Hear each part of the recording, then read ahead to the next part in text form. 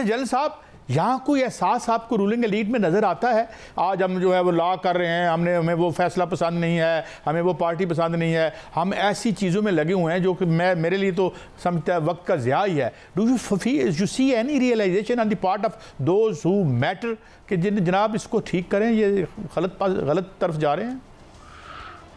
Absolutely not. आपको क्या नज़र आ रहा है इसमें? मतलब जब प्राइम मिनिस्टर बात ये करता है जी कि आप बिजली के को एक सियासी इशू ना बनाए इसको अपनी, आप कैसे कह सकते सियासी इशू नहीं है ये? जो पॉलिटिकल इकोनॉमी की समझ ही नहीं है हमारे वज़ीर आज़म साहब को या उनके जो बाकी लोग हैं।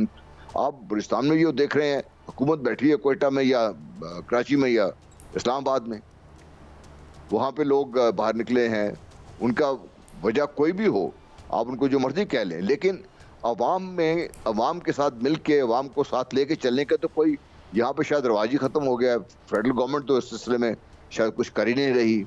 अगर उनको इतना उनको है, कोई कवानीन तब्दील कर रहे हैं, कभी कुछ कर रहे हैं, कभी कुछ कर रहे हैं, क्यों कर रहे हैं इस चीज़ को? ये वो क्यों नहीं अवाम में जाकर एक दफ़ा बात करते, अवाम का जो बातें उनकी सुनते, अवाम के साथ अपना ताल्लुक जोड़ते और अवाम के मसाइल को हल करते? वो तो कोई बात हो नहीं रही इस तरफ कोई भी। जनरल साहब अवाम तो कह रही है कि बिजली के रेट कम करें, IPPs के मुआहदे खोलें, कैपेसिटी पेमेंट जो है वो ख़त्म करें। रावलपिंडी में अवाम तो बैठी हुई है, लेकिन वज़ीर आज़म कह रहे हैं कि अगर पावर सेक्टर ठीक ना हुआ तो नैया डूब जाएगी। तो आप क्या समझते हैं कि ये ठीक होने वाली कोई हालात बन रहे हैं या मज़ीद बिगड़ेंगे? देखिए, वो बात कर, नैया तो डूब रही है ना, नैया को निकालने के लिए ठीक करना है तो वज़ीर आज़म ने ठीक करना है, मैंने तो नहीं ठीक करना है ना। वज़ीर आज़म ने इसके लिए को लाहेअमल तो बताया, मैं क्या करेंगे वो, क्योंकि जब आप खोलेंगे सारे को, ये जो कुछ 40 खानदानों की बात कर रहा है, कुछ जब आप इनको खोलेंगे, मैं तो बड़े से बात का शोर बचा रहा हूँ, और पीस पार्टी वाले मुझसे नाराज भी थे इस बात से कि मैं क्यों ये बार बार बात करूँ। पाकिस्तान की इकॉनमी की सबसे बड़ी जो हाइस थी जब आपने नेशनलाइज किया इसको, उस वक्त पाकिस्तान की इकॉनमी का आपने बड़ा गरक कर दिया। पीस पार्टी थी उस वक्त, जब IPPs का दौर शुरू हुआ और जिस से खुल के आए हैं सारा कुछ, उसके बाद आप देख लीजिए 2015 के बाद जो कानून बने हैं, कुछ किया है, नून लीग वहाँ पे शामिल थी उसमें, आप ये खुद तो उसमें शामिल है। बात सर IPPs भी तो सर IPP जनरल साहब IPPs जो हैं वो भी तो इन्हीं एलीट के हैं ना, जो पार्लियामेंट्स में बैठे हुए हैं, पार्लियामेंट के अंदर बैठे हैं या बड़े बड़े ओहदों पे बैठे हैं। तो ये कैसे करेंगे अपने, जब उनकी जेबों पे हाथ पड़ेगा तो फिर तो ऐसा नहीं हो सकता कि वो इसको बर्दाश्त करें और मुआहदे खोलें और तमाम मामला जो हैं वो दुरुस्त करें। हुजूर, मैं ये तो अर्ज कर रहा हूँ कि ये कैसे करेंगे, ये बताया तो सही ना, इन्होंने करना नहीं है, रजा ही नहीं का करने का। अच्छा, कैसे करेंगे बताएं? अगर करना हो तो रोज रेट भिजाने के बजाय, इतना बड़ा ये रॉकेट साइंस नहीं इसको ठीक करने के लिए, ठीक किया कि जा सकता है, करना चाहते हैं, मलेशिया ने किया है, सब कर सकते हैं, सारे चीज़ें मौजूद हैं। लेकिन जैसा मैं एक और इशू पे वो बड़ा इंपॉर्टेंट इशू है और वो आलमी तौर पर हमें भी इसमें इन्वॉल्व हो सकते हैं, अल्लाह माफ़ करे, कि ये ईरान और इजराइल का मामला है। ईरान प्रीएम्प्टिव स्ट्राइक्स की बात कर रहा है और जो है इजराइल जो है, और ईरान ने वो किया है कि जनाब हम बदला लेंगे। How do you see that playing out? बड़ा अजीब सा ऐद आ गया जल साहब। जो लेटेस्ट में जो भी खबरें देख रहा था, एयर फ्रांस ने अपनी फ्लाइट्स लेबनान की बंद कर दी हैं और अमेरिका ने इसराइल को जो कहा है कि ईरान स्ट्राइक कर सकता है अपनी जो उनकी वहाँ पे हिजबुल में देख लीजिए जो भी हिजबुल्लाह है और दूसरे जो लोग हैं उससे, तो ख़तरा तो बहुत बड़ा है और इसराइल चूँकि पीछे हटने को तैयार नहीं है और अमेरिका अपनी वो इसराइल उसकी मजबूरी बना हुआ है, क्योंकि ये बाइडेन साहब ने कहा था ना कि if there was no Israel we have to create an Israel there in that region. तो अब ये कैसे पीछे हटेंगे उससे? तो ये भी वहाँ फंसे हुए हैं, यूरोपियंस अपना अलग रोना रो रहे हैं। तो ये एक खित्ते को डिस्टेबलाइज तो ऑलरेडी है, इसमें चिंगारी लगाई गई है, अब इसको हवा दी जा रही है और ये मामला मुझे डर ही है कि बढ़ेगा। और मुझे सबसे बड़ा डर इसलिए भी है कि पाकिस्तान हमसाया मुल्क है ईरान का, इसराइल हमारे बॉर्डर से मेरे ख्याल 1.5 घंटे की जो बोट ड्राइव पे बैठा हुआ है हमारे सामने।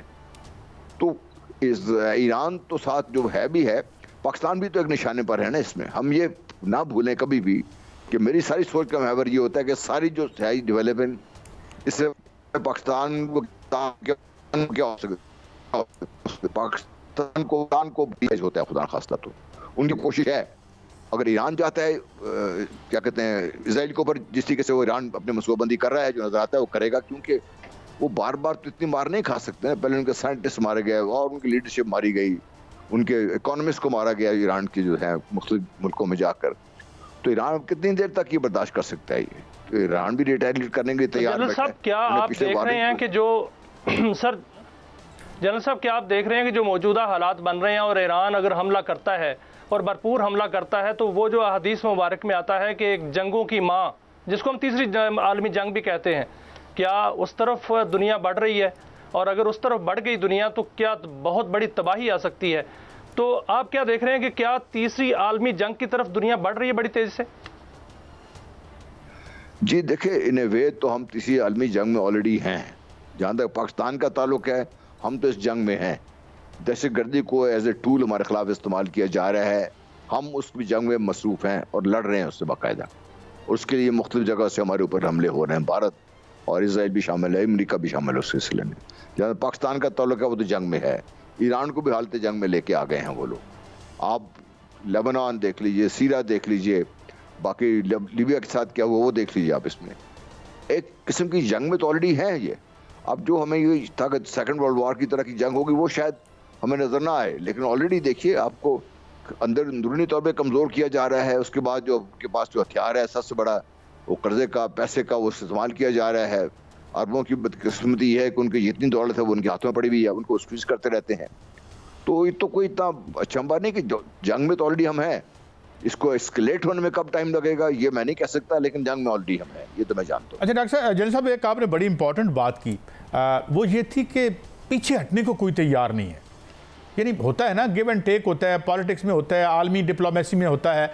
यहाँ एक अजीब सी एक, मुझे तो मैं से अब इजराइल का पागलपन देख लें तो ये आपने इतनी दुनिया देखी है, इतने इंपॉर्टेंट आपने दुनिया की यानी जनरल रहे हैं आप, और ये ऐसे था पहले? इस तरह की ही रूलिंग एलीट थी शुरू से ही, मतलब 60s 70s 80s में?